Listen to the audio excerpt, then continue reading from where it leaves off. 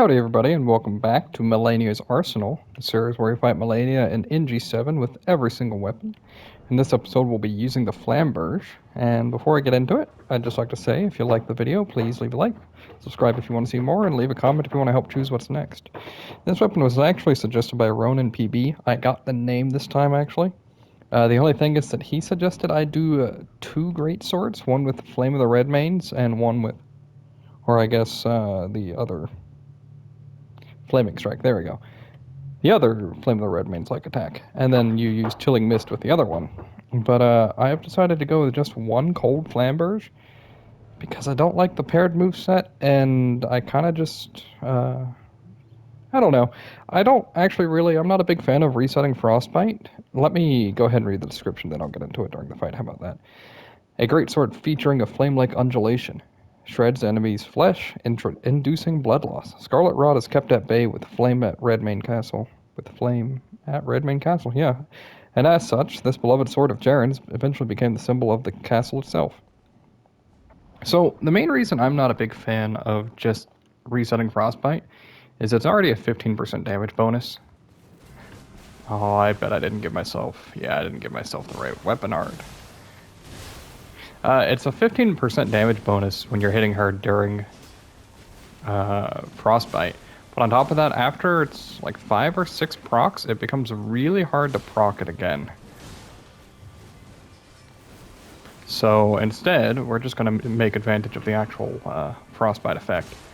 And probably still get pretty good damage off on her pretty quickly. Now, we don't have the right weapon art.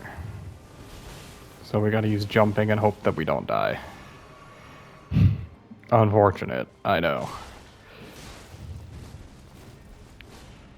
I need to, I've kind of gotten off schedule with a lot of things on this, and a little off point with a lot of things. I need to go a little more in depth in my building, and kind of explain a little better for what I'm doing, I think. Because I think I'm kind of just rambling these days instead of really giving a breakdown of what's going on, right?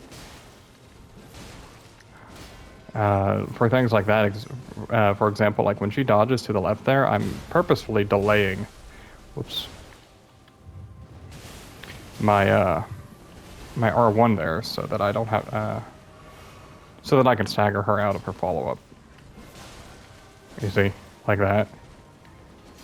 And I hit R1 there because if she's backstepping or doing an escape attack, she has 3 follow-ups technically. She can do the kick. She'll run up and kick you. She will do the leaping slash, leaping lunge, or she'll do the triple slash. But you can hit R1 there to check all 3 of those options and react accordingly. Either A, you just roll out of the way if it's the leaping slash. If it's the triple slash, then you just get a punish on it. And then if it's the last one, then you just jump out of the way of it. Or you get out of the way of it afterwards. No. Ooh, that was some heavy thunder that was I just heard over there from outside, I guess, is where over there is.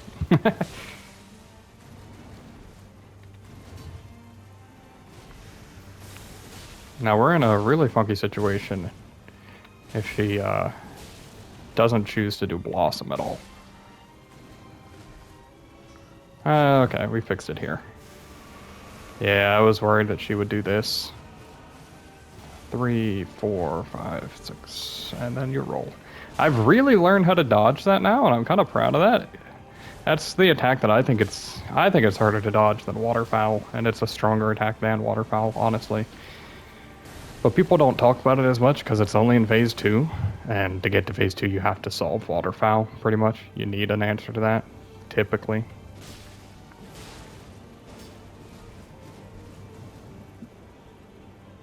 Ooh. I gotta say though, overall, this weapon is really good.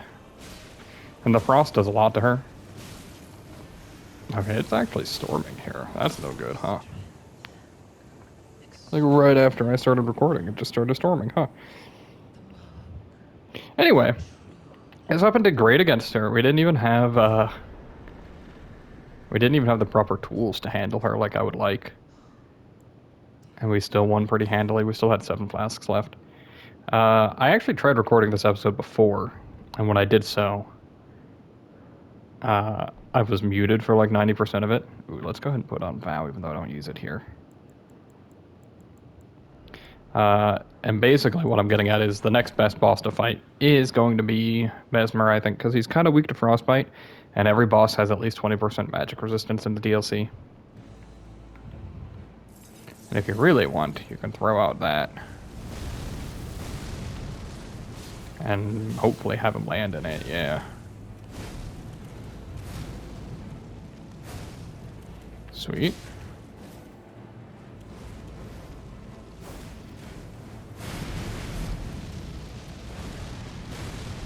I'm gonna charge R2 here. I really don't know all of the strats to fighting Mesmer. Alright, do that twice, I guess. I'm still a little bit at a loss for how to fight him. I was really thinking I could be fast enough for that. Whoa, that killed me. Man, that track's funky, huh? Mesmer's Flame. We're only up to like 6 minutes. 6 minutes into the video, so it's a little early to start calling it and being preemptive on what's good and what's bad. Although, man, it is storming outside. I hope that doesn't pick up on the video too much. I think it might. So I think if you drink this and this, you have time to do both, I think. Yeah, just barely, but you do. Well, if you time the roll correctly after, you do.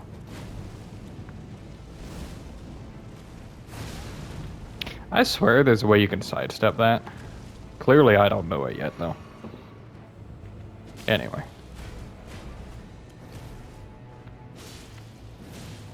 If you didn't know, Chilling Mist also increases the amount of frostbite buildup you deal after you activate the weapon art. I don't exactly know how much it increases by. Wow, good roll me. But it's a significant amount, right? I think it's like plus 20 or plus 30 frostbite buildup. Which means we're almost at like Ultra Greatsword, Colossal Sword levels of frostbite on a Greatsword. Which I guess doesn't matter because most of the time the boss isn't going to be, or is going to be frostbitten anyway.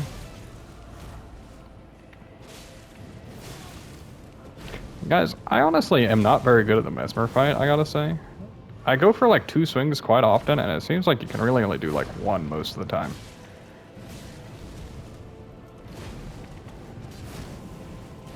Ooh. Oh, actually, we got a stance break there. This might, yeah. He bled at the same time. I'll take it. And we got a frostbite into phase 2 off of Chilling Mist, which means we're dead here, possibly. That keeps doing damage over time to you? I don't think I had an answer to that then due to my location, right? Well, that's very interesting. But as you saw there, if you use weapon art right at the start of phase 2, you can get a free freeze off of him. We're going to try this one more time, and then we're going to go do the gauntlet, okay? But I think if we drink just our Wondrous Physic, we stand still and use this. Yeah, that's how you get a really easy frostbite on him.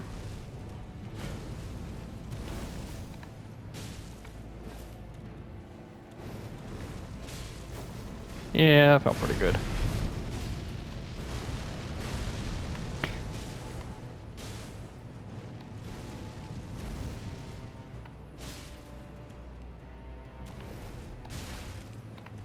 Oh, that was weird. As you could see there, though, there were some good openings to hit him that I literally just picked up on. I'm going for it. I shouldn't have, but I went for it. We're gonna heal here. Just once. Man, that was still too fast, huh?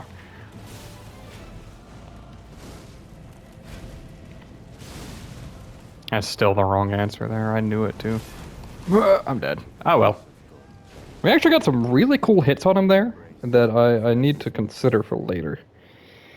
But for now, we're going to move on to the gauntlet. since we're at the 10-minute mark anyway, I think that's a pretty good time to move on. We are getting better at the Mesmer fight. I think I am, at least. It's okay, Merlin. Don't worry about the storm. You're fine, buddy. You're okay. My kitty cats are a little scared of storms. To be fair, I guess I am a little scared of storms too. But anyway. My guess will be that Frostbite is good against the majority of these things. Maybe not so much Radagon, and I think Radagon can actually be or Frostbitten, right? But maybe not Elden Beast. And I think Elden Beast is like 20 or 40% magic res. So that one's going to be painful. But that's okay.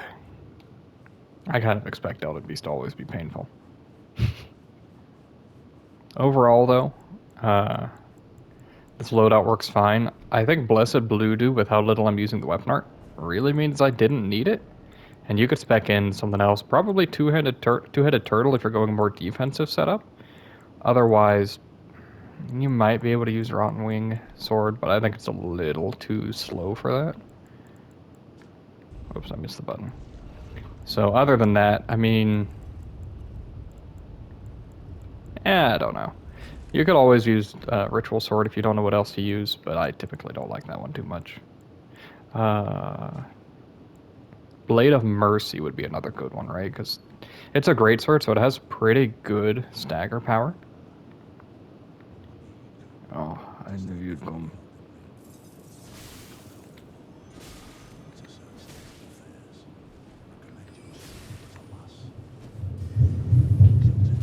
Man, that is a slow attack, huh? Alright, this bleeds and frostbites. That's part of what makes this thing so powerful, honestly. We can just get him out of this if we want with that. I don't really know why we would want to do that, but we did.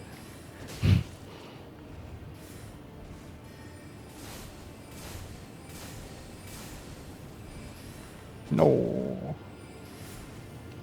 Man, that was efficient on his part.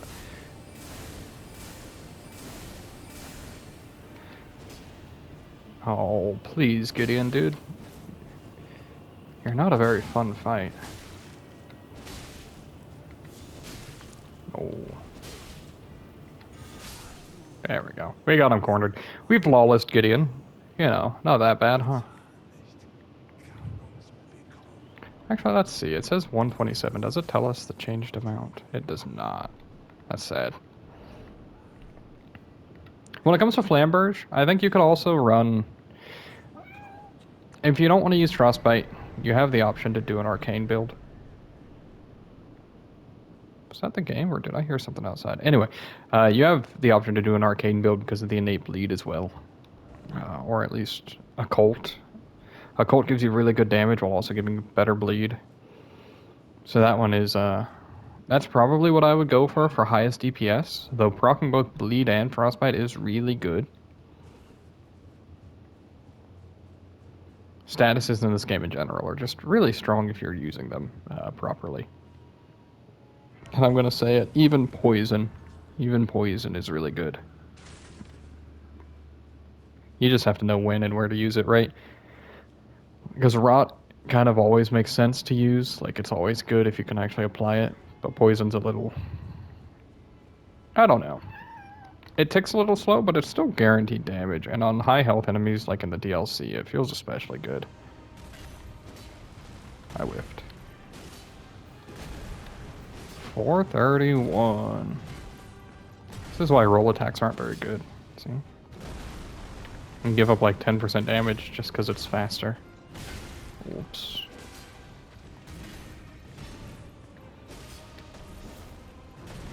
We're just gonna walk away from this one, honestly.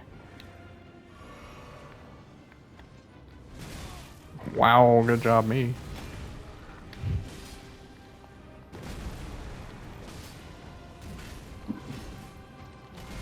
That was almost 100 more damage, right?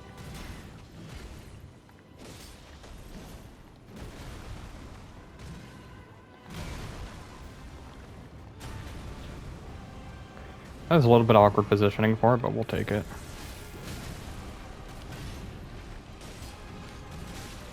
Oh my goodness gracious, that one hit me. Alright. Alright, Having a little bit of trouble with Godfrey, but I think that's just me being greedy. I actually think Godfrey might be one of the harder fights still at this point, honestly. He's really fast and aggressive. Has way more health than the average fight. Alright, let's get that repost bleed, maybe? I think we did actually bleed him there, huh? Right.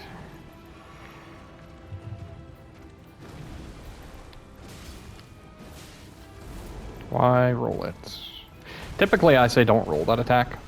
That time I actually made it out of the way of it, but still. We're gonna drink this finally. You have that option at the start of phase 2 as well, to drink your physic.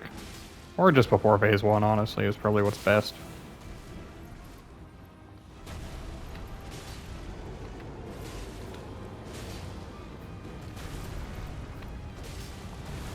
Alrighty. I mean, if you're giving it to us, we'll take it. You just gotta get used to those timings, I guess. We'll face tank this one, yeah. And we'll run away. We had an option to eat there, but I don't think it was worth the time investment. It was a dangerous timing still. If he roars, you just take it, right? Most of the time, it's just better to do so. And he's dead. Never mind. Now he's dead. This weapon's really good, honestly. Oh, I didn't do a range comparison, guys. You're supposed to yell at me for that. I think it's fine range. Yeah, it's like average. Right, because like Blasphemous Blade is not long, sorry. I don't know what greatswords are long, apparently. Besides the Elden Beast greatsword, which, there we go. We can use that tree kind of in the background there. I mean, it's a long greatsword. Just turns out a lot of greatswords are just long. So, good length. Can't be upset with that, honestly. And then for the Radagon, I know who I'm fighting. We're going to use the Physic tier before we go in there. If you're looking for a more optimal damage setup on the Physic tier, you can run the combo Physic tier or the Stance Break tier along with, instead of defense, probably run the magic boosting tier, because you're a little under half your damage is magic, so that 10 to 15% damage.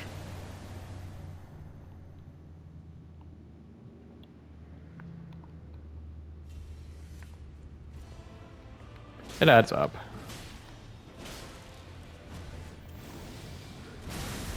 Oh, I'm good at dodging, guys. Nice. We can do some charged R2s here. Or uncharged. Oh, my stamina. That was my bad. I panic rolled. I won't deny it. We didn't get a Stance Break there. That's interesting. There we go. Oh, we weren't fast enough.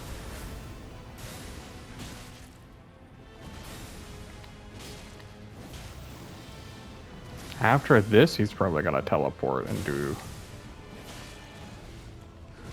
the triple slam is what I was expecting. Or not. I mean, okay, buddy.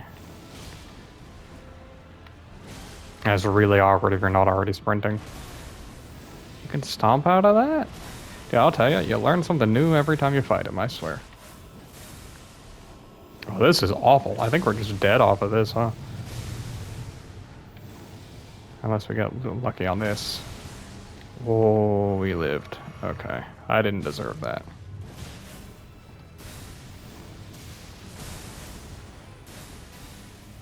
You know, I got the feeling that possibly one thing I should be doing for Radagon is just blocking it when he starts with that. I get it, you can teleport. Sheesh, dude, chill.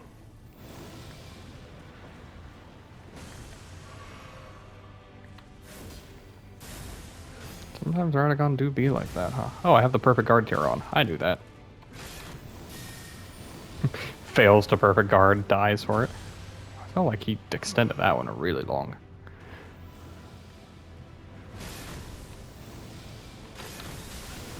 Help. What do I do? What do I do here? Sheesh, dude, chill. I get it, you don't like me, but like 2 seconds. Guys, am I missing an opening anywhere in here? Like, I'm sure I'm missing a couple of them, but like, sheesh. Yeah, he just wanted me dead. Holy cow. I'll tell you. Anyway.